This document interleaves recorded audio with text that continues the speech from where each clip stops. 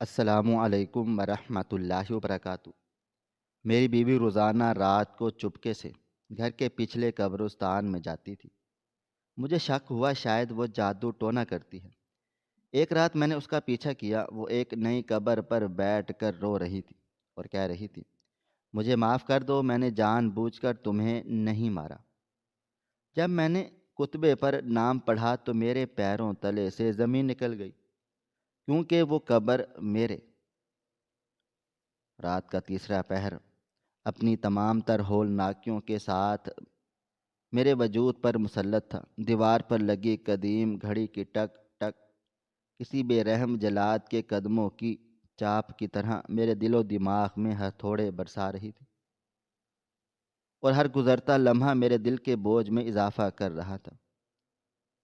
وہ دل جو ابھی کچھ عرصہ ہی پہلے موت کے منہ سے واپس آیا تھا، مگر اب شک اور وسوسوں کے ایسے مرض میں مبتلا ہو چکا تھا جس کا کوئی علاج کسی ڈاکٹر کے پاس نہیں تھا، کیونکہ یہ جسم کا نہیں روح کا روگ تھا جو مجھے اندر ہی اندر دیمک کی طرح چاٹ رہا تھا۔ میرے نتنوں میں ادویات کی وہ مخصوص اور ناگوار بو رچی بسی ہوئی جو اب میرے سانسوں کا حصہ بن چکی تھی، اور مجھے بار بار یہ احساس دلاتی کہ میں ایک ناتواں اور لاچار انسان ہوں جو اپنے بستر پر پڑا چھت کو گھور سکتا ہے۔ لیکن آج رات میں نے فیصلہ کر لیا تھا کہ میں اس لاچاری کی زنجیر کو توڑ ڈالوں گا اور اس حقیقت کا سامنا کروں گا جو میری بیوی سائمہ مجھ سے پچھلے کئی ہفتوں سے چھپا رہی ہے۔ میرے برابر والے بستر پر سائمہ لیٹی ہوئی تھی، مگر میں جانتا تھا کہ وہ سو نہیں رہی، کیونکہ اس کی سانسوں کا تسلسل ٹوٹا ہوا تھا اور وہ بار بار بے چینی سے پہلو بدل رہی تھی۔ وہی سائمہ جو کبھی میری ذرا سی آہٹ پر بھی جاگ جایا کرتی تھی اور جس کی زندگی کا محور صرف میری خوشی تھی، آج وہ میرے لیے ایک ایسی پہیلی بن چکی تھی جسے سلجھاتے ہوئے میرے اپنے ہاتھ لہو لہان ہو رہے تھے۔ جب مجھے ہارٹ اٹیک ہوا تھا تو مجھے دھندلا سا یاد ہے کہ وہ کس طرح سے دیوانی ہو گئی تھی، لیکن جب میں ہسپتال سے ہوش میں آیا اور گھر واپس لوٹا تو وہ سائمہ وہ عورت نہیں رہی جسے میں جانتا تھا، بلکہ اس کی جگہ ایک سہمی ہوئی، ڈری ہوئی اور پر اسرار عورت نے لے لی، جو مجھ سے نظریں ملانے سے کتراتی اور جس کے چہرے پر ہر وقت مجھے ایک ایسا سایہ سا منڈلاتا رہتا تھا جسے اس نے کوئی بہت بڑا گناہ کر لیا ہو، یا وہ کسی ایسی مصیبت میں گرفتار ہو چکی ہو جس سے نکلنے کا کوئی راستہ نہیں مل رہا۔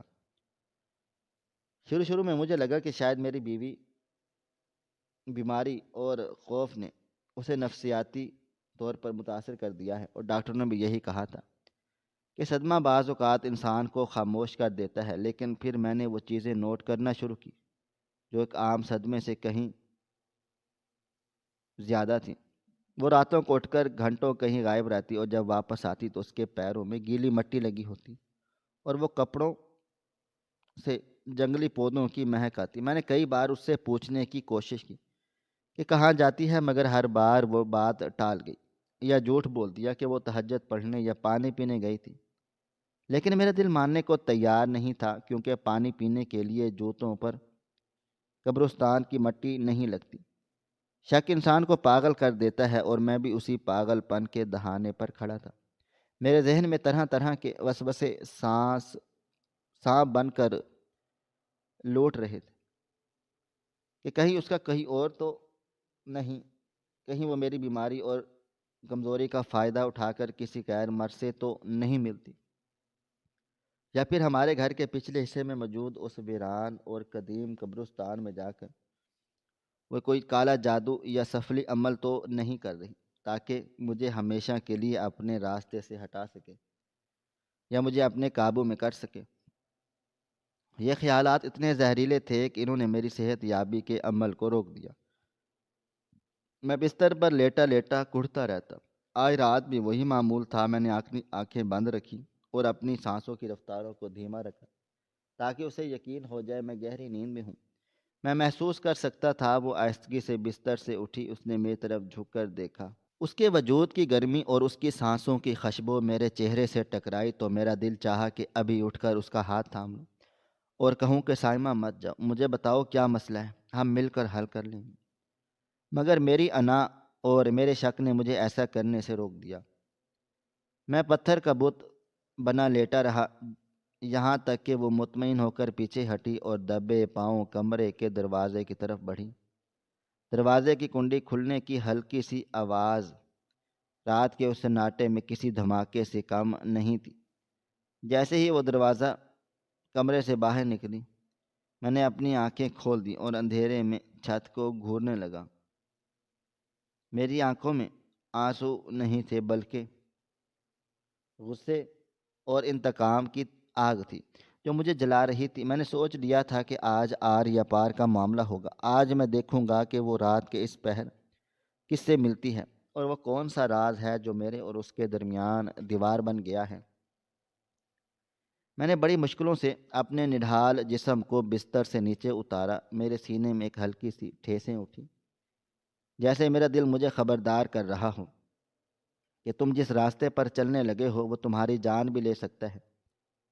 لیکن میں نے اس درد کو نظر انداز کر دیا اور کانپتے ہاتھوں سے اپنی چپل پہنی اور دیوار کا سہارا لیتے ہوئے دروازے تک جا پہنچا۔ باہر برآمدے میں گھپ اندھیرا تھا اور ہوا میں بلا کی خنکی تھی جو ہڈیوں میں گھسی جلی جا رہی تھی۔ آسمان پر بادل چھائے ہوئے تھے جن کی وجہ سے چاند کی روشنی کبھی ظاہر ہو جاتی اور کبھی غائب ہو جاتی، جس سے ماحول مزید ڈراؤنا اور پراسرار ہو گیا۔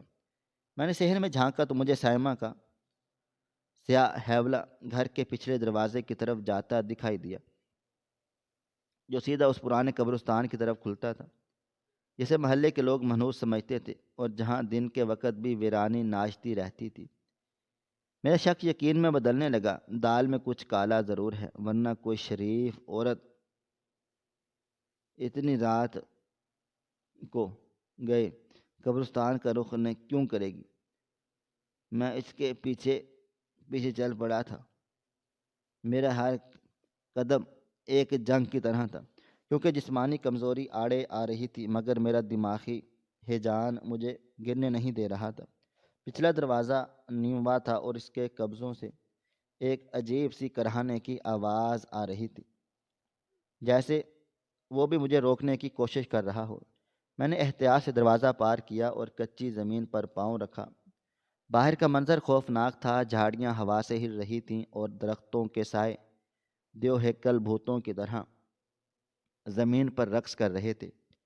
قبرستان کی ٹوٹی ہوئی دیوار کے پاس پہنچ کر میں رک گیا اور اپنی سانس بحال کرنے کی کوشش کی۔ میرا دل پسلیوں سے ٹکرا رہا تھا اور ماتھے پر پسینے کے قطرے نمودار ہو چکے تھے۔ حالانکہ سردی شدید تھی، میں نے دیوار کی اوٹ سے جھانکنا تو دیکھا کہ سائمہ اور جھاڑیوں اور کانٹوں کی پرواہ کیے بغیر قبرستان کے اندرونی حصے کی طرف بڑھ رہی ہے، جہاں پرانی قبروں کا ایک سلسلہ تھا۔ اس کی چال میں ایک عجیب سی دیوانگی اور بے خودی تھی، جیسے اس نے اپنے ارد گرد کوئی خبر نہ ہو، وہ کسی مقناطیسی کشش کے زیر اثر کھنچی چلی جا رہی تھی۔ میں نے بھی ہمت مجتمع کی اور اس کے تعاقب میں قبرستان میں داخل ہو گیا۔ خشک پتوں پر میرے قدموں کی چرچراہٹ مجھے اپنے کانوں میں بم کے دھماکوں کی طرح جیسی لگ رہی تھی۔ اس کے لیے میں نے ہر قدم پھونک کر رکھا تھا اور ہر لمحہ مجھے یہ ڈر لگا رہتا تھا کہ ابھی وہ پیچھے مڑ کر دیکھ لے گی اور سب کچھ ختم ہو جائے گا۔ قبرستان کی فضا میں ایک عجیب سی بو تھی جو گیلی مٹی، اگربتیوں اور مرجھائے ہوئے پھولوں کا امیزہ تھی اور جو میرے معدے میں مروڑ پیدا کر رہی تھی۔ میں ایک پرانے اور گھنے ککر کے درخت کے پیچھے چھپ گیا، کیونکہ سائمہ کچھ فاصلے پر جا کر رک گئی تھی۔ وہاں اندھیرا زیادہ تھا مگر میری آنکھیں اب تاریکی کی عادت ہو چکی تھیں۔ میں نے دیکھا کہ وہاں ایک مخصوص جگہ پر پہنچی ہیں جہاں ایک بالکل تازہ اور چھوٹی سی قبر بنی ہوئی تھی، جس پر ابھی کتبہ بھی شاید کچی سیاہی سے لکھا تھا، یا شاید لکھا ہی نہیں گیا تھا۔ وہ اس قبر کے پاس گھٹنوں کے بل گر گئی اور اس نے اپنا سر مٹی پر رکھ دیا۔ اس کے جسم کو دیکھ کر لگ رہا تھا کہ وہ شدید کرب مبتلا ہے، شکار ہے، اور اس کے کندھے لرز رہے تھے، مگر پھر اس نے مجھے رونے کی آواز سنائی دی تھی، اور وہ آواز اتنی دردناک تھی اور دل گاز تھی کہ ایک لمحے کے لیے میں نے اپنا سارا غصہ غم بھول گیا۔ وہ مٹی کو اپنی مٹھیوں میں بھرتی اور پھر اپنے سر پر ڈال لیتی، جیسے وہ خود کو اس قبر میں دفن کر دینا چاہتی ہو۔ میں نے اپنی سماعت کو پوری طرح مرکوز کر دیا تاکہ سن سکوں وہ کیا کہہ رہی ہے۔ ہوا کے جھونکوں کے درمیان اس کے ٹوٹے پھوٹے الفاظ مجھ تک پہنچ رہے تھے، جو میرے وجود پر بجلیاں گرا رہے تھے۔ وہ کہہ رہی تھی، مجھے معاف کر دو، خدا کے لیے مجھے معاف کر دو، میں نے تو جان بوجھ کر تمہیں نہیں مارا، میں مجبور تھی، اور اگر میں انہیں ایسا نہ کرتی تو یہ سب کچھ تباہ ہو جاتا۔ میری ممتا مجھ سے روٹھ گئی ہے، لیکن میں کیا کرتی۔ ان الفاظوں نے میرے دل و دماغ میں ایک دھماکہ کر دیا۔ میں نے جان بوجھ کر تمہیں نہیں مارا، تو کیا مطلب؟ صاف تھا کہ وہ کسی کے قتل کی ذمہ دار ہے۔ میرے پیروں تلے سے زمین نکل گئی۔ کیا میری بیوی ایک قاتل ہے؟ اور یہ قبر کس کی ہے؟ کیا یہ ہمارا کوئی ناجائز بچہ تھا جس کے بارے میں نہیں جانتا، یا اس نے کسی اور بچے کو مار دیا ہے؟ میرے ذہن میں ہزاروں خوفناک سوالات نے یلغار کر دی۔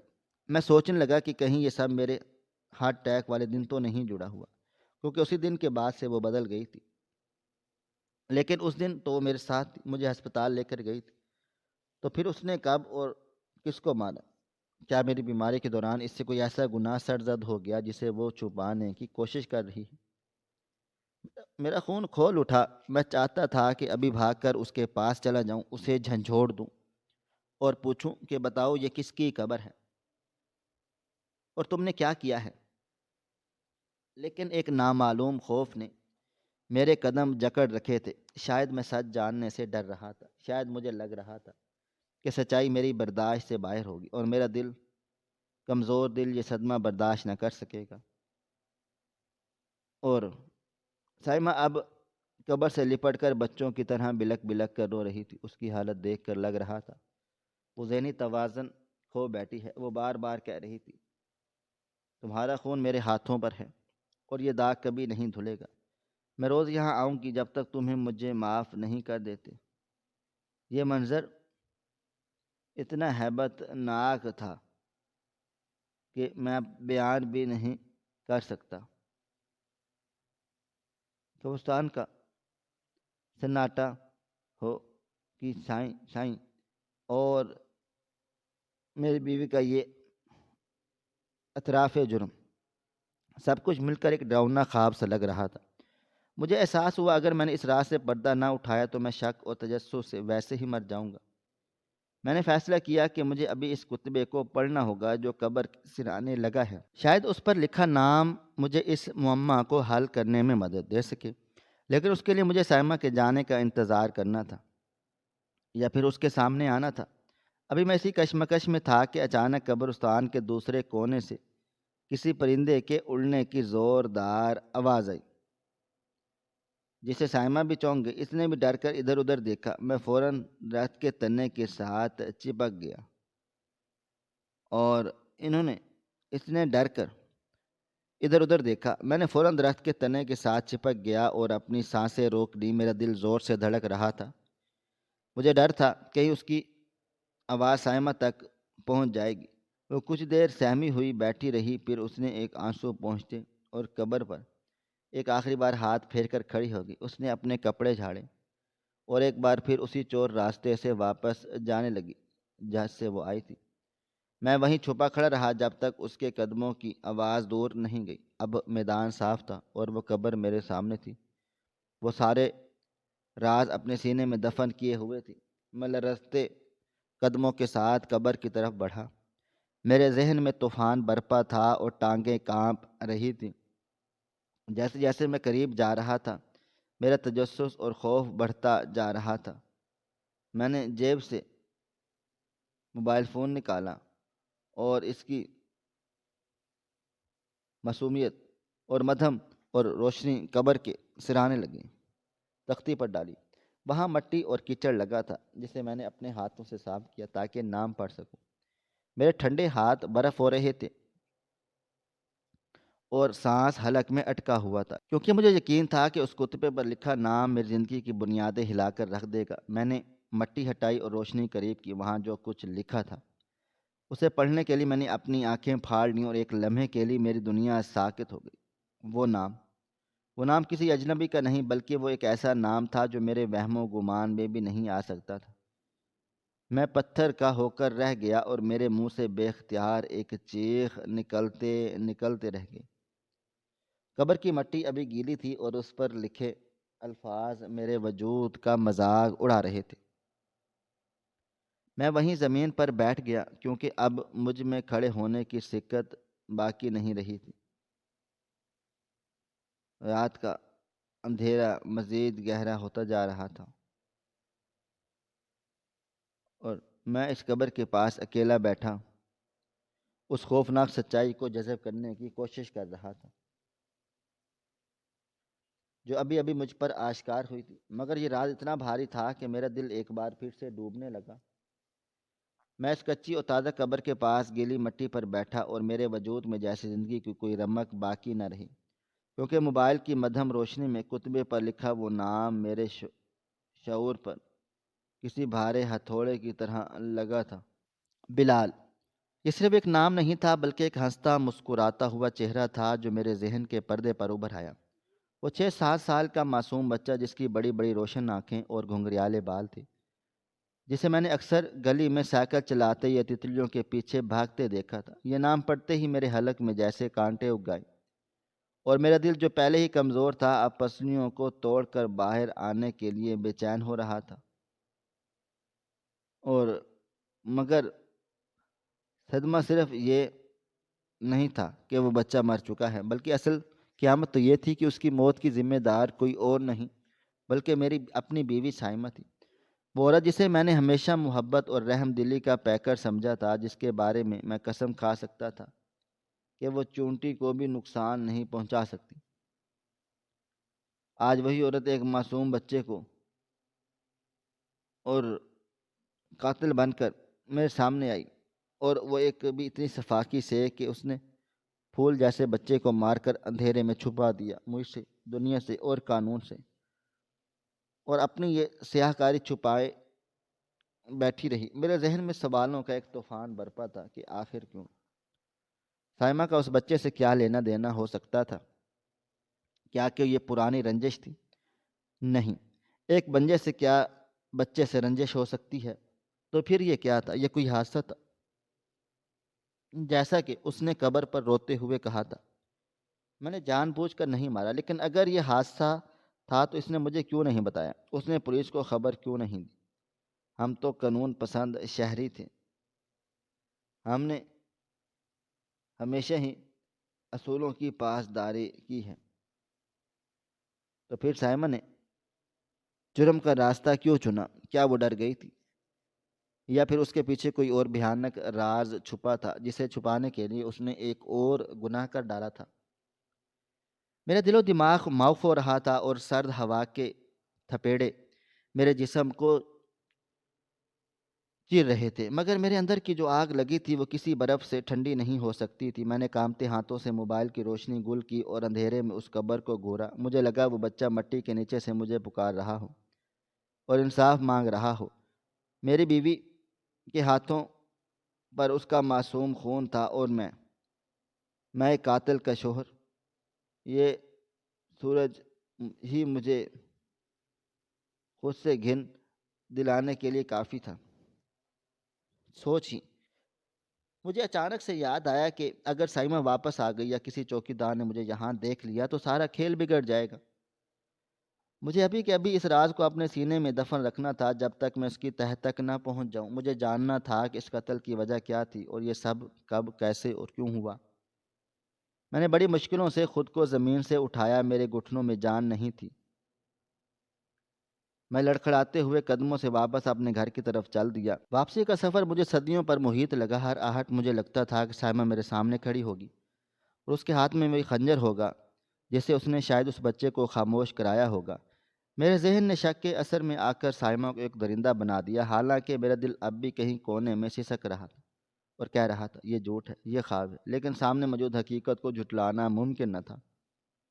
میں چوروں کی طرح اپنے ہی گھر میں پچھلے دروازے سے داخل ہوا۔ گھر میں وہی خوفناک خاموشی تھی جو میری روح کو کاٹ رہی تھی۔ میں دبے پاؤں بیڈ روم تک پہنچا اور آہستگی سے دروازہ کھول کر اندر داخل ہو گئے۔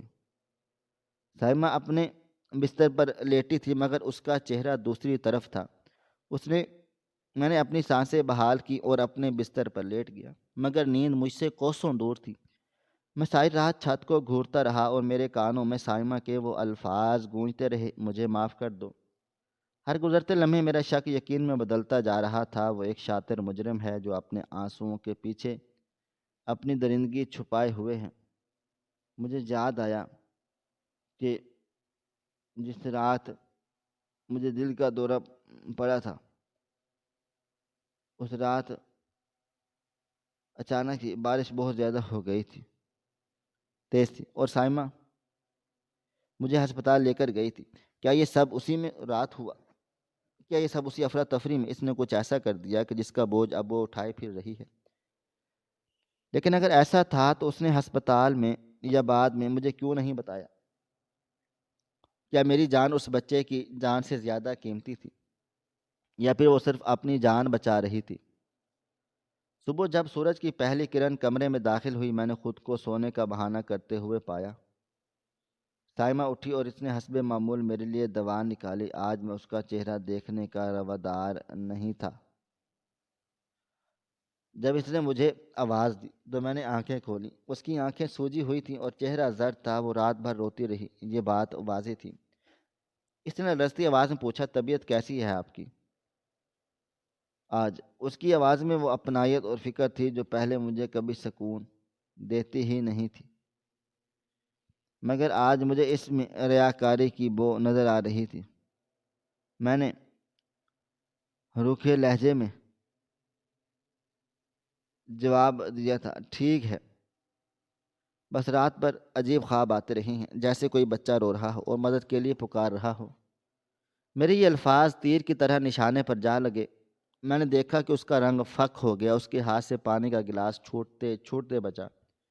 اس کی آنکھوں میں وہی خوف امڑ آیا جو میں نے رات قبرستان میں دیکھا۔ وہ ہکلائی، بچہ؟ کون سا بچہ؟ میں نے اس کی آنکھوں میں آنکھیں ڈال کر کہا، پتہ نہیں، یہ میرا وہم تھا، یہ شاید ضمیر کی آواز مجھے اب سب کو بھی کبھی نہ کبھی سنائی دیتی تھی۔ وہ فوراً سے نظریں چرا گئی اور بہانہ بنا کر کمرے سے باہر نکل گئی۔ میرا شک 100% یقین میں بدل چکا تھا۔ وہ بلال کے بارے میں جانتی ہے اور میری بات اس کی دکھتی رگ پر ہاتھ رکھ دیا تھا۔ ناشتے کی میز پر خاموشی کا راج تھا۔ وہ بار بار میری طرف دیکھتی، پھر نظریں جھکا لیتی۔ میں نے فیصلہ لیا، مجھے ثبوت چاہیے، ٹھوس ثبوت جو میں نے اس کے منہ پر دے ماروں۔ ناشتے کے بعد جب وہ کچن میں مصروف تھی، میں چپکے سے اٹھا اور گراج کی طرف بڑھ گیا جہاں ہماری گاڑی کھڑی تھی، وہ گاڑی جو اسی وقت منحوس رات میں استعمال ہوئی۔ میں نے گاڑی کا معائنہ شروع کر دیا۔ بظاہر گاڑی دھلی ہوئی تھی اور صاف تھی، مگر میری نظریں اس راز کو تلاش کر رہی تھی جو سائمہ نے چھپا دیا تھا۔ میں نے بمپر کو غور سے دیکھا۔ اگلی جانب دائیں طرف بمپر پر ایک گہرا ڈینٹ تھا جسے بڑی مہارت سے چھپانے کی کوشش کی گئی اور پینٹ کیا گیا، مگر سورج کی روشنی میں وہ معمولی سا فرق صاف دکھائی دے رہا تھا۔ میں نے جھک کر نیچے دیکھا تو مجھے بمپر کے نچلے حصے سے جہاں برش نہیں پہنچ پاتا وہاں خشک خون کا ایک بہت سا مدھم سا دھبا نظر آیا، جسے شاید بارش اور مٹی نے چھپا دیا تھا، مگر میری شک کی نگاہ نے اسے ڈھونڈ نکالا۔ میرے پیروں تلے سے زمین نکل گئی۔ یہ اس بچے کا خون کا نشان تھا۔ میری گاڑی ایک آلہ قتل تھی اور میری بیوی اس کی ڈرائیور۔ میرا سر چکرانے لگا۔ میں وہیں گیراج کے فرش پر بیٹھ گیا۔ میری آنکھوں کے سامنے وہ منظر گھوم گیا کہ کیسے تیز بارش میں سائمہ نے گاڑی بھگائی ہوگی اور وہ معصوم بچہ سامنے آ گیا ہوگا، اور اس نے رکنے کی بجائے اسے کچل دیا ہوگا۔ کیوں؟ صرف ہسپتال جلدی پہنچنے کے لیے؟ کیا اس میں انسانیت مر گئی تھی یا وہ ڈر گئی تھی؟ لیکن اس کے بعد اس نے جو کیا زیادہ بھیانک تھا۔ لاش کو غائب کر دینا، اسے چپکے سے دفنانا، یہ ایک عام گھریلو عورت کا کام نہیں ہو سکتا، یہ کسی عادی مجرم کا ذہن ہی سوچ سکتا ہے۔ مجھے سائمہ سے خوف آنے لگا تھا۔ کیا میں ایک ایسی عورت کے ساتھ ایک چھت تلے رہ رہا ہوں جو اتنی سرد مہر ہو سکتی ہے؟ میں نے سوچا کہ میں پولیس کو کال کروں، ابھی میں وقت اور یہ سب کچھ بتا دوں، مگر پھر میرے اندر کے شوہر نے مجھے روک ڈالا۔ مجھے ایک بار پھر صرف ایک بار اس سے بات کرنی ہے، اسے صفائی کا موقع دینا ہے۔ لیکن نہیں، اگر میں نے اسے بتا دیا کہ میں سب جانتا ہوں تو ہو سکتا ہے وہ میرے ساتھ کچھ غلط کر ڈالے یا خودکشی کر لے۔ مجھے بہت احتیاط سے چلنا تھا۔ میں واپس کمرے میں آیا تو سیمہ وہاں نہیں تھی۔ میں نے کھڑکی سے باہر لان میں دیکھا، وہاں مالی بابا گھاس کاٹ رہے تھے، وہی مالی بابا جنہیں میں بچپن سے جانتا تھا۔ ان کی کمر جھکی ہوئی تھی اور چہرے پر گہری اداسی تھی۔ اچانک میرے ذہن میں ایک جھماکا ہوا، بلال۔ کیا بلال مالی کا بابا کا پوتا نہیں تھا؟ ہاں، مجھے یاد ہے، وہ اکثر مالی بابا کے ساتھ آتا تھا اور لان میں کھیلتا رہتا تھا۔ اوہ خدایا، تو کیا سائمہ نے مالی بابا کے پوتے کو مار دیا ہے؟ اور مالی بابا یہیں کام کر رہے ہیں، کیا انہیں معلوم ہے؟ یا وہ بھی بے خبر ہیں کہ ان کے پوتے کا قتل کوئی اور نہیں بلکہ یہی مالکن ہے؟ یہ سوچ کر میرا کلیجہ منہ کو آ گیا۔ سائمہ اتنی ظالم کیسے ہو سکتی ہے؟ جس کے بوڑھے نے ساری زندگی ہمارے گھر کی خدمت کی، اسی کی نسل کو ختم کر دیا، یا پھر اطمینان سے اسے اپنے سامنے کام کرتے دیکھ رہی ہے؟ میری نظر مالی بابا پر جمی تھی۔ اچانک سائمہ لان میں آئی، اس کے ہاتھ میں کچھ پیسے تھے جو اس نے مالی بابا کو دیے۔ مالی بابا نے ہاتھ جوڑ کر اس کا شکریہ ادا کیا، مگر ان کی آنکھوں میں آنسو تھے۔ سائمہ نے ہاتھ جوڑ کر کچھ کہا کہ جیسے میں سن نہ سکا، مگر اس کے انداز میں ایک عجیب سی عاجزی اور ساتھ میں ایک دباؤ تھا۔ مجھے لگا جیسے وہ ان کا منہ بند رکھنے کی قیمت ادا کر رہی ہو، رشوت دے رہی ہو۔ یہ منظر میرے لیے ناقابل برداشت تھا۔ مجھے لگا میرا دل پھر سے بند ہو جائے گا۔ بدگمانی کا ناسور اب میرے پورے وجود میں پھیل چکا تھا۔ میں نے کھڑکی کا پردہ زور سے کھینچا اور خود کو بستر پر گرا دیا۔ میرا دم گھٹ رہا تھا۔ مجھے اس گھر کی ہر چیز سے نفرت ہو رہی تھی۔ مجھے سائمہ کے وجود سے گھن آ رہی تھی۔ دوپہر کا کھانا میں نے کمرے میں ہی منگوا لیا۔ سائمہ نے ٹرے لے کر آئی ہوئی تھی تو میں نے اسے کی طرف دیکھا تک نہیں۔ وہ کچھ دیر تک خاموش کر رہی، پھر بولی، آپ مجھ سے ناراض ہیں کیا؟ مجھ سے کوئی غلطی ہو گئی ہے؟ اس کی معصومیت مجھے زہر لگ رہی تھی۔ میں نے تلخی سے کہا، غلطی؟ انسان غلطیوں کا پتلا ہے سائمہ۔ بس کچھ غلطیاں ایسی ہوتی ہیں جن کی تلافی ممکن نہیں ہوتی اور جن کے داغ قبر تک ساتھ جاتے ہیں۔ وہ سن کر ہو کر رہ گئی۔ اس کے ہاتھ کانپنے لگے۔ وہ بنا کچھ کہے کمرے سے نکل گئی۔ مجھے اس کے ہار کے جانے پر خوشی ہوئی تھی اور ہاتھ کانپنے لگے۔ میں کیا کروں؟ میں کس سے کروں؟ اگر میں پولیس کے پاس جاتا تو میرا گھر برباد ہو جائے گا، میری بیوی جیل کی سلاخوں کے پیچھے ہوگی اور بدنامی کا توق میرے گلے میں ہوگا۔ اور اگر میں خاموش رہتا ہوں تو میں ظلم میں برابر کا شریک رہوں گا۔ ایک معصوم کا خون مجھ پر بھی قرض ہوگا۔ شام گہری ہونے لگی اور سائے لمبے ہو گئے۔ میں نے فیصلہ کیا، آج رات میں اس معاملے کو ختم کر دوں گا۔ میں آج پھر اس کا پیچھا کروں گا اور عین اس وقت اس قبر پر خاموش بیٹھ جاؤں گا۔ اور میں اسے دیکھنا چاہتا تھا کہ وہ اپنی صفائی میں کیا کہتی ہیں اور اگر وہ ابھی جھوٹ بولے گی یا اپنے گناہ کا اعتراف کرے گی۔ رات کا انتظار کسی عذاب سے کم نہ تھا۔ ہر لمحہ صدیوں پر بھاری تھا۔ آخر کار رات کے سائے گہرے ہوئے اور گھر کی روشنیاں ایک ایک کر کے بجھنے لگیں۔ سائمہ بھی سونے کے لیٹ گئی، مگر میں جانتا تھا یہ صرف دکھاوا ہے۔ ہم دونوں جاگ رہے ہیں، ہم دونوں اپنی قیامتوں سے گزر رہے تھے۔ ایک ضمیر کے بوجھ تلے دبی تھی اور میں شک کی آگ میں جل رہا تھا۔ گھڑی نے 2 بجائے تو وہی پرانی کہانی دہرائی گئی۔ سائمہ اٹھی اور اس نے کالی چادر اوڑھی اور پچھلے دروازے کی طرف بڑھی۔ اس بار میں نے کوئی وقت ضائع نہیں کیا۔ میں تو پہلے ہی تیار جوتے پہنے اس کے نکلتے ہی اس کے پیچھے ہو لیے۔ آج میں ٹارچ بھی ساتھ لایا تھا اور اپنی جیب میں موبائل فون بھی، جس میں ریکارڈنگ کا آپشن آن تھا۔ باہر ہوا کا پہلے سے زیادہ تیز تھی اور قبرستان کا منظر کل سے زیادہ بھیانک۔ وہ سیدھی اسی قبر کی طرف گئی۔ میں بھی اس کے پیچھے پیچھے چلتا گیا، مگر اس بار میں چھپا نہیں۔ میں چاہتا تھا کہ وہ مجھے دیکھے، میں چاہتا تھا یہ کھیل ختم ہو۔ وہ قبر کے پاس پہنچی اور گر پڑی۔ بلال، میرے بچے، آج میں بہت زیادہ ڈری ہوئی ہوں۔ تمہارے انکل کو شاید شک ہو گیا ہے، وہ بہت عجیب باتیں کر رہے ہیں۔ اگر انہیں پتہ چل گیا وہ مجھے چھوڑ دیں گے اور میں تو ان کے بغیر مر جاؤں گی۔ میں نے سب کچھ انہی کے لیے تو کیا تھا۔ کاش تم اس رات سامنے نہ آتے، کاش میں رک جاتی۔ وہ رو رہی تھی اور بول رہی تھی۔ میں اس کے بالکل پیچھے کھڑا تھا، میرا دل زور زور سے دھڑک رہا تھا۔ میں نے ٹارچ جلائی اور سیدھی روشنی اس پر ڈالی۔ وہ چیخ مار کر اچھلی اور مڑ کر مجھے دیکھا۔ روشنی میں اس کا چہرہ کسی بھوت کی طرح سفید تھا، اس کی آنکھیں پھٹی کی پھٹی رہ گئیں۔ میں نے ٹارچ کی روشنی قبر کے کتبے سے اوپر کی اس کے چہرے پر گھمائی اور پھر گرج دار آواز میں کہا، بس بہت ہو گیا سائمہ، اب اور جھوٹ نہیں۔ مجھے اب بس سب پتہ چل گیا ہے۔ بتاؤ مجھے کہ تم نے کیوں مارا اس معصوم کو؟ کیوں تم نے اس پر گاڑی سے ننھی سی جان کو کچل دیا؟ بولو۔ میری آواز قبرستان میں گونجی اور پرندے ڈر کر اڑ گئے۔ سائمہ وہیں بت بنی کھڑی رہ گئی۔ اس کے ہونٹ ہل رہے تھے مگر آواز نہیں نکل رہی تھی۔ اسے یقین نہیں آ رہا تھا کہ میں وہاں موجود ہوں اور اس کا راز فاش ہو چکا ہے۔ میں نے آگے بڑھ کر اس کے کندھے پکڑے اور اسے جھنجھوڑا۔ تم خاموش کیوں ہو؟ جواب دو مجھے۔ کیا میں نے ایک قاتل کے ساتھ زندگی گزاری ہے؟ کیا میری محبت کی قیمت تم نے ایک بچے کے خون سے چکائی ہے؟ وہ پھوٹ پھوٹ کر رو پڑی اور میرے قدموں میں گر گئی۔ نہیں نہیں، آپ غلط سمجھ رہے ہیں، میں قاتل نہیں ہوں۔ میں تو صرف… اس کی آواز ہچکیوں میں دب گئی۔ میرا غصہ ساتویں آسمان پر تھا۔ میں اسے بازو سے پکڑ کر کھڑا کیا۔ صرف کیا؟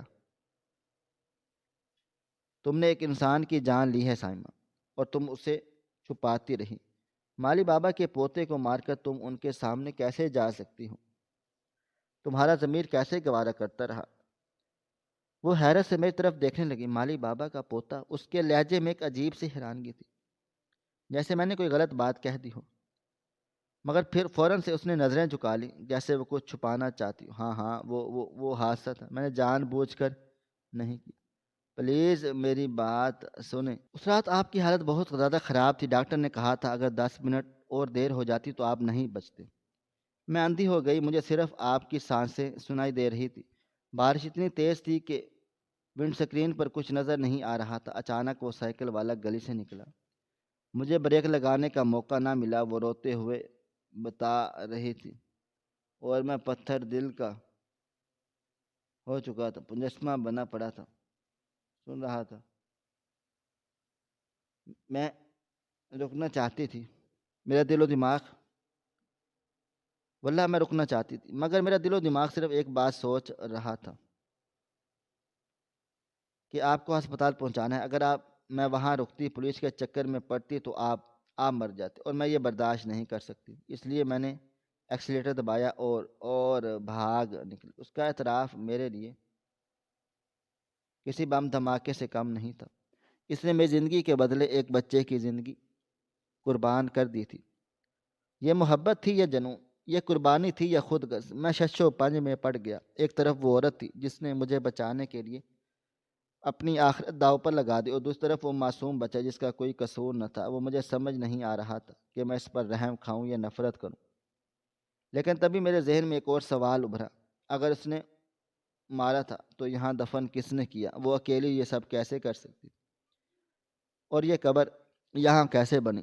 تم نے اسے کیسے دفن کیا؟ میں نے سختی سے پوچھا۔ سائمہ نے نفی میں سر ہلایا۔ نہیں، میں سڑک پر چھوڑ آئی تھی۔ بعد میں مجھے پتہ چلا کہ اس کے گھر والے اسے یہاں دفن کر گئے ہیں۔ میں تو بس یہاں معافی مانگنے کے لیے آتی ہوں، اور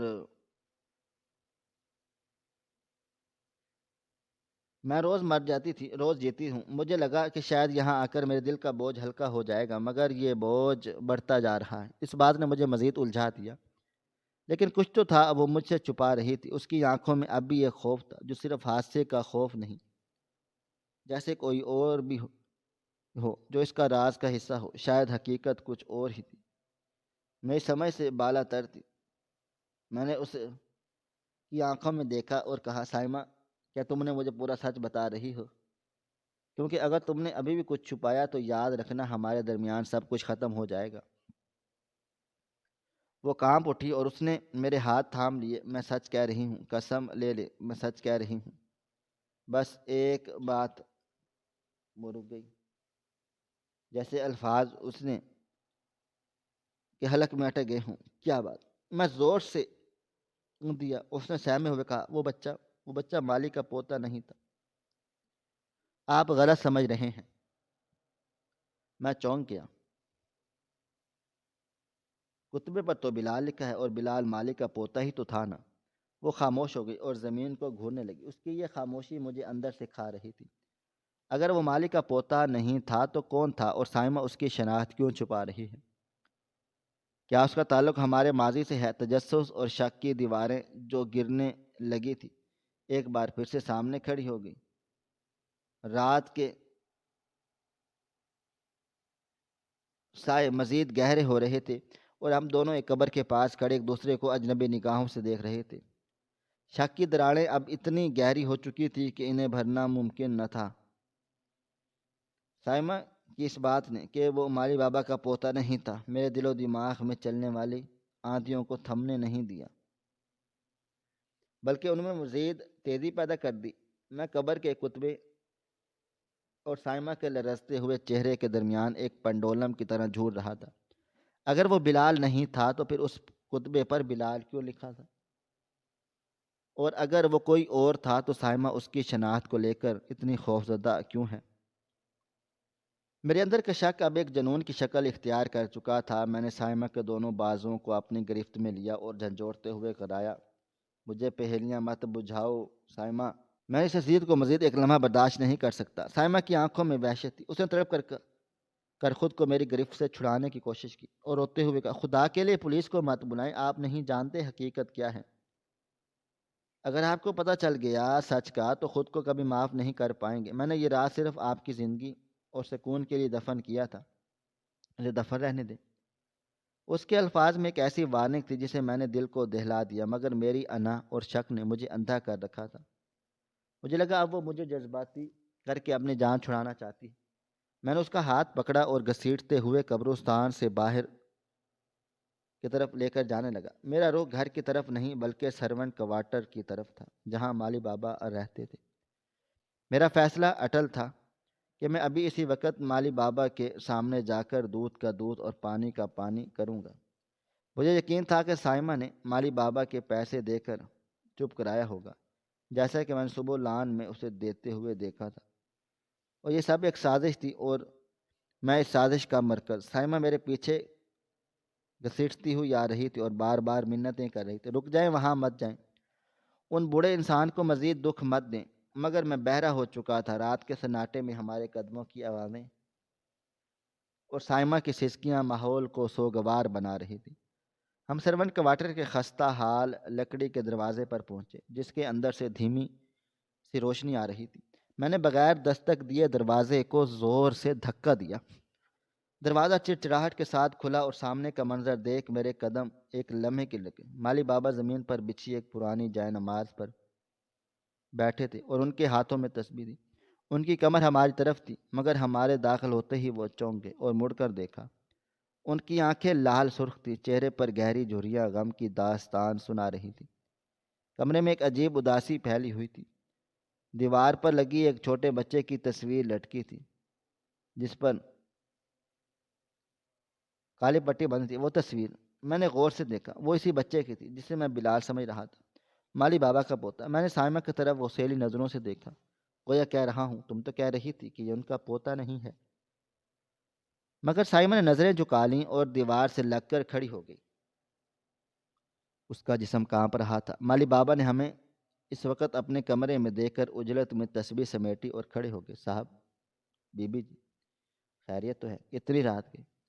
ان کی آواز میں لرزش تھی۔ میں نے سائمہ کو بازو سے پکڑ کر ان کے سامنے کیا اور تلخ لہجے میں بولا، بابا مجھے سب پتہ چل گیا ہے، ڈرامہ بند کر دیں اور میں جاننا چاہتا ہوں کہ یہاں میری بیوی نے آپ کے پوتے کے لیے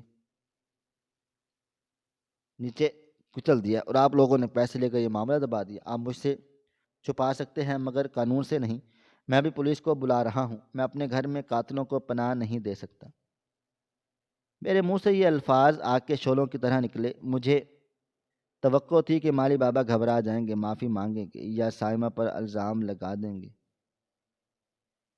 مگر جو ہوا اس نے میرے ہوش اڑا دیے۔ مالی بابا نے ایک گہری نظر سائمہ پر ڈالی جو مجرموں کی طرح سر جھکائے کھڑی تھی، پھر ان کی آنکھوں میں آنسو تیرنے لگے۔ انہوں نے ایک سرد آہ بھری اور انتہائی پرسکون مگر دکھی لہجے میں کہا، صاحب جی آپ غلط سمجھ رہے ہیں۔ بی بی جی نے ہمیں کوئی پیسہ نہیں دیا اور نہ ہی اپنی زبان بیچی ہے، اور یہ سچ ہے وہ بچہ میرا پوتا نہیں تھا، وہ میرا سب سے چھوٹا بیٹا بلال تھا، میرے بڑھاپے کی لاٹھی۔ یہ سنتے ہی میں جھٹکا لگا مجھے۔ بیٹا؟ ہاں ہاں یاد آیا، مالی بابا کی دوسری بیوی سے بھی ایک چھوٹا سا بیٹا تھا جو اکثر گاؤں میں بھی رہتا ہے اور ان کی ضمیر ہتھوڑے کی طرح برس رہا تھا۔ اس رات خوب طوفانی بارش ہو رہی تھی۔ بلال گاؤں سے میرے پاس آیا، اسے آئس کریم کھانے کی ضد تھی۔ میں نے منع بھی کیا مگر وہ چپکے سے سائیکل لے کر نکل گیا۔ جب وہ گلی کے موڑ پر پہنچا تو آپ کی گاڑی اندھی رفتار سے آئی۔ میں پیچھے بھاگا اسے روکنے کے لیے مگر بابا کی آواز رند گئی۔ میں نے اپنی آنکھوں سے اسے دیکھا۔ صاحب گاڑی بی بی جی چلا رہی تھی اور آپ برابر والی سیٹ پر نڈھال پڑے تھے۔ گاڑی کی ٹکر سے بلال دور جا گیا اور بی بی جی نے گاڑی روکی۔ وہ باہر نکلی۔ انہوں نے بلال کو دیکھا جو خون میں لت پت تھا اور آخری سانسیں لے رہا تھا۔ پھر انہوں نے گاڑی آپ کی طرف دیکھا۔ آپ سینے پر ہاتھ رکھے موت و حیات کی کشمکش میں مبتلا تھے۔ بی بی جی چیخیں مار مار کر رونے لگ گئی تھی اور وہ بلال کو اٹھانا تھا چاہیے کیونکہ مگر پھر بھی واپسی میں گاڑی پر بیٹھی اور گاڑی بھگا کر لے گئی۔ میں سن ہو کر سن رہا تھا۔ یعنی مالی بابا نے سب دیکھا تھا تو آپ نے پولیس کو کیوں نہیں بتایا؟ آپ نے مجھ سے کیوں نہیں کہا؟ میں چلایا۔ مالی بابا نے نم آنکھوں سے میری طرف دیکھا اور کہا، صاحب جی میں اس وقت بلال کے پاس پہنچا، وہ دم توڑ چکا تھا، میرا کلیجہ پھٹ چکا تھا۔ میں چاہتا تھا کہ بی بی جی کا گلا دبا دوں۔ میں نے لاش اٹھائی اور غصے میں پاگلوں کی طرح اسپتال کی طرف بھاگا جہاں مجھے معلوم تھا بی بی جی گئی ہوں گی۔ جب میں وہاں پہنچا تو ایمرجنسی وارڈ کے باہر بی بی جی سر ٹکرا کر رو رہی تھی اور دعائیں مانگ رہی تھی، یا اللہ میرے شوہر کو بچا لے، میں نے ایک بہت بڑی قربانی دی ہے، میرے سہاگ کو نہ اجاڑنا۔ میں وہاں چپ کر کھڑا ہو گیا۔ ڈاکٹر باہر، انہوں نے کہا، مبارک ہو، 5 منٹ مزید لیٹ ہو جاتی تو مریض کا بچنا ناممکن تھا۔ یہ سنتے ہی بی بی جی سجدے میں گر گئی۔ میں نے سوچا، صاحب اگر اس وقت بی بی جی رک جائیں، پولیس کے چکر میں پڑ جائیں، بلال تو واپس نہ آتا مگر آپ کی جان چلی جاتی، اس گھر کا سہارا ٹوٹ جاتا، بی بی جی بھی بیوہ ہو جاتی۔ میں نے وہیں کھڑے کھڑے فیصلہ لیا کہ میرے بیٹے کی حیات اتنی ہی تھی، اس موت نے آپ کی زندگی بخشی ہے۔ میں نے اپنے بیٹے کا خون معاف کر دیا۔ کمرے میں موت کا سکوت چھا گیا۔ میری ٹانگوں میں کھڑے ہونے کی طاقت نہ رہی اور میں وہیں زمین پر بیٹھ گیا۔ میں نے جس عورت کو قاتل اور جس بوڑھے کو لالچی سمجھ رہا تھا وہ دونوں فرشتوں سے بڑھ کر انسان نکلے۔ مالی بابا نے آگے بڑھ کر میرے کندھے پر ہاتھ رکھا، صاحب جی بی بی کو مت ڈانٹیں، یہ روز رات کو قبرستان میں جا کر میرے بیٹے سے معافی مانگتی ہیں، میں چھپ کر دیکھتا ہوں، ان کی سزا یہی ہے کہ یہ ساری عمر زندگی ایسا ہی کام کریں گی۔ اور میں نے انہیں کبھی نہیں بتایا کہ میں جانتا ہوں، میں نہیں چاہتا تھا کہ وہ میرے سامنے شرمندہ ہوں۔ آج میں نے راز کھول دیا تو بتانا پڑا۔ میری آنکھوں سے آنسوؤں کا سیلاب جاری ہو گیا۔ میں نے سائمہ کی طرف دیکھا جو اب بھی رو رہی تھی۔ میں گھٹنوں کے بل چلتا ہوا اس کے پاس گیا اور اس کے پاؤں پکڑ لیے۔ مجھے معاف کر دو سائمہ، میں بہت گھٹیا انسان ہوں، میں تمہارے کردار پر شک کرتا رہا، میں تمہیں جادوگرنی اور بد چلن سمجھتا رہا، حالانکہ تم نے میری جان بچانے کے لیے اپنی ممتا، اپنا ضمیر، سب کچھ قربان کر دیا۔ اور مالی بابا میں آپ کا مجرم ہوں، میری زندگی آپ کے بیٹے کے خون کی قرضدار ہے۔ سائمہ نے نیچے جھک کر مجھے گلے سے لگا لیا اور ہم دونوں رو رہے تھے اور مالی بابا خاموشی سے آسمان کی طرف دیکھ رہے تھے، جیسے اپنے بیٹے کو بتا رہے ہوں کہ اس کی قربانی رائے گاہ نہیں گئی۔ اس رات میرے دل سے بدگمانی کا نسور ہمیشہ کے لیے ختم ہو گیا، مگر اس کی جگہ ایک ابدی بوجھ نے لے لی۔ اب جب بھی میں شائمہ کو دیکھتا ہوں تو مجھے اس کے چہرے پر محبت کے ساتھ ساتھ ایک گہرا زخم بھی دکھائی دیتا ہے، اور جب بھی مالی بابا کو دیکھتا ہوں تو میرا سر ان کے سامنے جھک جاتا ہے۔ سچائی اکثر ہماری سوچ سے کہیں زیادہ پیچیدہ اور تلخ ہوتی ہے۔ بدگمانی رشتوں کی جڑیں کھوکھلی کر دیتی ہیں، جبکہ قربانی اور احسار وہ جذبے ہیں جو انسان کو معراج تک پہنچاتے ہیں۔ ہمیں ظاہر کو دیکھ کر کسی کے باطن کے بارے میں فیصلہ نہیں کرنا چاہیے۔ ہماری آج کی یہ کہانی آپ کو کیسی لگی؟ کومنٹ باکس میں اپنی رائے کا اظہار ضرور کریں۔ شکریہ، اللہ حافظ۔